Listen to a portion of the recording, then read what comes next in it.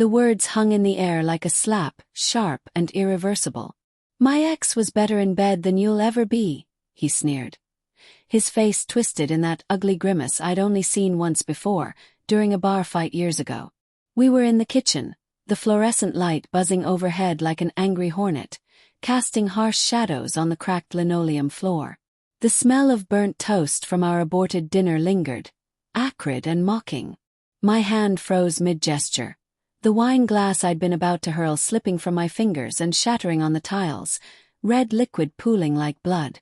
I stared at Mark, my fiancé of 2 years, the man who'd promised forever just last month over candlelit pasta. His eyes, usually soft brown, were narrowed slits of contempt.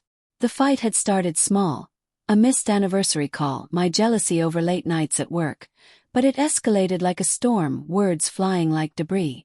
Now this. Humiliation burned through me, a white-hot ember lodging in my chest. Better in bed. The ex. Sarah, the ghost he'd barely mentioned, the one who'd broken his heart before we met. I felt exposed, reduced to a failed comparison, my body suddenly foreign and inadequate under his gaze. "You what?" My voice cracked, barely a whisper, but inside a scream echoed. Heartbreak clawed at my throat, resentment bubbling like acid. How dare he? After the nights I'd stayed up, soothing his insecurities, building him up when his job chewed him down. I turned away, knees weak, gripping the counter's cold granite edge. The room spun slightly, the tick of the wall clock amplifying the silence that followed his words. He didn't apologize. Instead he laughed, a short, bitter bark. "Come on, Elena. Don't act shocked. You're always so vanilla." Sarah knew how to let go. He grabbed his beer from the fridge, the door slamming shut with a thud that vibrated through the floor. I watched him swig it, foam clinging to his stubble, and something shifted in me. Not just pain but a cold resolve slithering in like fog. Obsession flickered. I could see myself unraveling him, piece by piece, until he begged for mercy. That night, as he passed out on the couch, snoring amid the wreckage of our argument, I crept upstairs. The bedroom air was thick with his cologne, a scent that once made me melt but now turned my stomach. I opened the closet, fingers trembling as I pulled out my suitcase, the one from our last vacation, still dusted with sand from the beach where he'd proposed. Quietly I packed. Not everything. Just enough to leave a void. My clothes folded neatly, jewelry tucked away, but I left the photos on the nightstand, our smiling faces a taunt.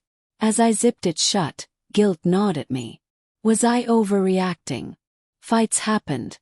Words were weapons in the heat. But no, his sneer replayed, a loop in my mind fueling the fire. Denial whispered. Maybe he didn't mean it. But resentment drowned it out. I sat on the bed's edge, the mattress dipping under my weight, and let the fantasies flood in. Justice. Him alone regretting. Me rising above. But darker thoughts crept. What if I didn't just leave? What if I made him pay? The next morning, Mark woke with a hangover, groaning as sunlight sliced through the blinds. I handed him coffee, black and bitter, my face a mask of calm. "About last night," he mumbled, rubbing his temples. I was pissed. Didn't mean it. I smiled, lips tight.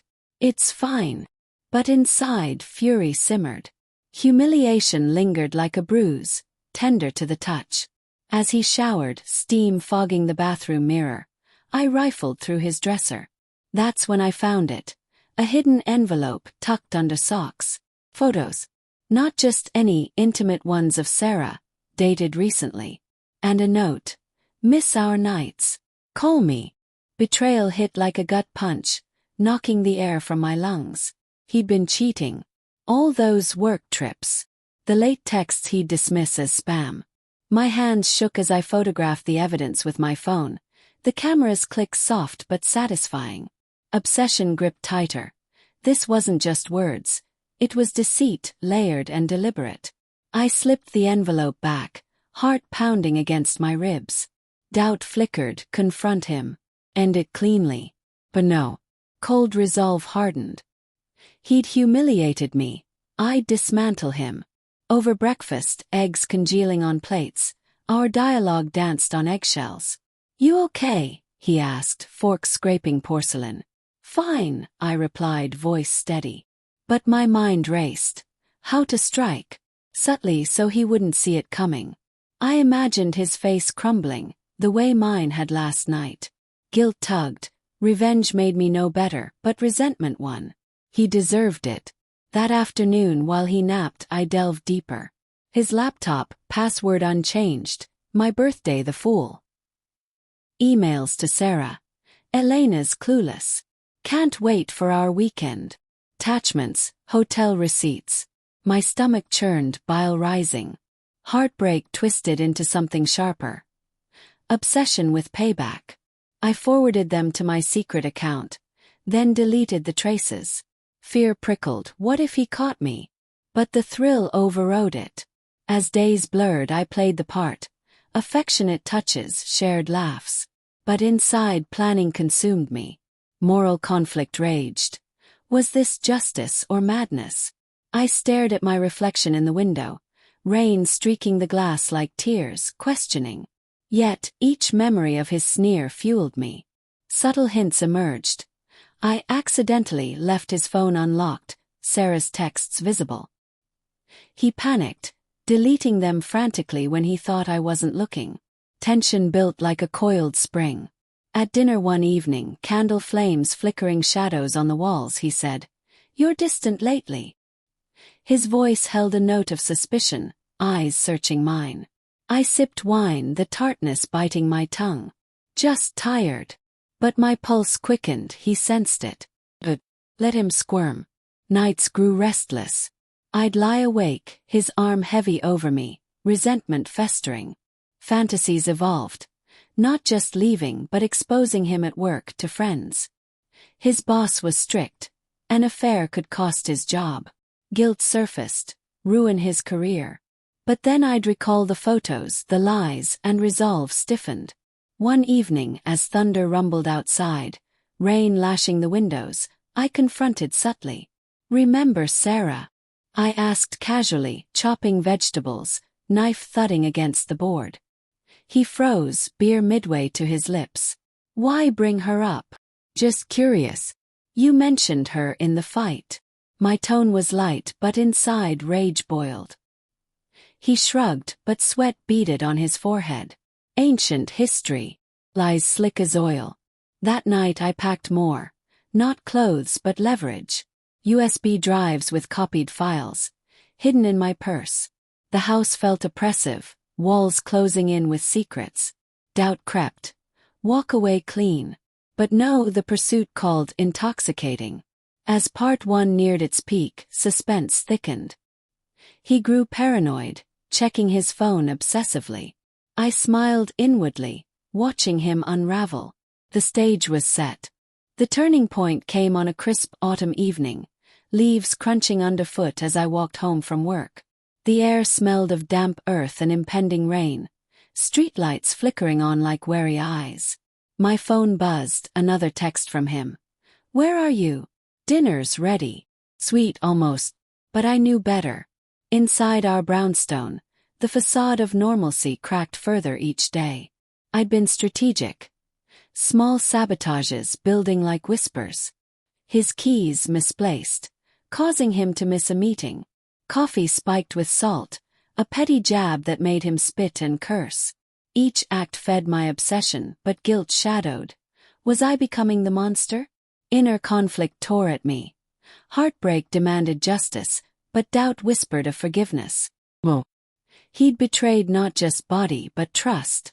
That night, over pasta, ironic, echoing our proposal, I dropped the first real hint. "I found something," I said, twirling noodles, sauce dripping like blood. His fork clattered. "What?" "An envelope. Photos." My voice was calm, but fury underscored it. The kitchen clock ticked louder, amplifying the pause. He paled, chair scraping as he stood. "You snooped. That's invasion. You cheated." The word hung heavy. Humiliation resurfaced, mine now weaponized. Denial flashed in his eyes. It's not what. Sarah reached out. Old flames. Liar. I pulled out my phone, showing the emails. His face crumpled, a mix of shock and rage. How dare you, he snarled, lunging for it. But I stepped back, heart hammering. The fight reignited, voices echoing off walls. You humiliated me, I shouted, tears burning. Compared me to her. He grabbed my arm, grip bruising. You're obsessed. Crazy. Pain shot through, but resolve hardened. I wrenched free, grabbing my packed bag from the hall closet. I'm leaving. He laughed, bitter. Good riddance. Sarah's waiting. That sealed it. As he stormed upstairs, slamming the door, I executed phase 2. In the dim living room, lamplight casting long shadows, I logged into his work email. Password guessed from his habits. Attached the photos, the notes, addressed to his boss and HR, subject. Personal misconduct. My finger hovered over send, moral conflict peaking. This could destroy him, job, reputation. Guilt flooded. Revenge or ruin. But resentment won. Blick. Fear surged post-send, irreversible. I deleted traces, heart pounding like a drum. Outside, wind howled. Branches scratching windows like claws. He came down later, calmer, offering apologies. Let's talk. I messed up. Dialogue laced with manipulation. Sarah means nothing. You're my future. But I saw through it, suppressed rage simmering. Too late. As he slept that night, I slipped out, suitcase wheels whispering on pavement. Rain started, cold drops soaking my coat, mirroring my tears. Obsession ebbed into doubt. Had I gone too far? The next day, chaos erupted. His phone rang incessantly, work. What the hell? He yelled into it, face ashen. I watched from a cafe across the street. Hidden behind sunglasses, pulse racing. Suspense crested as he paced the living room, visible through curtains. By evening he was fired. Friends called me, shocked. Mark's affair. Exposed. Feigned surprise. I left him. Didn't know details. But inside, cold satisfaction bloomed, tangled with guilt. Poetic justice. Or my descent. The twist came weeks later. Settled in a new apartment, air fresh with paint, I received a package. No sender. Inside, photos not of Sarah but me. From years ago, vulnerable moments with an ex. A note. Tit for tat. Sarah sends regards. Shock jolted me. They'd conspired. My revenge had backfired, exposing my own secrets. Heartbreak renewed, but now self-inflicted. Obsession turned inward. Had I invited this?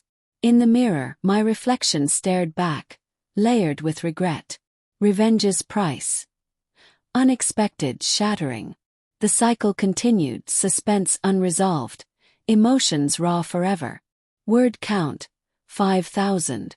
This story builds slow burn tension through inner turmoil and subtle actions, culminating in a twist of mutual destruction, emphasizing moral grayness.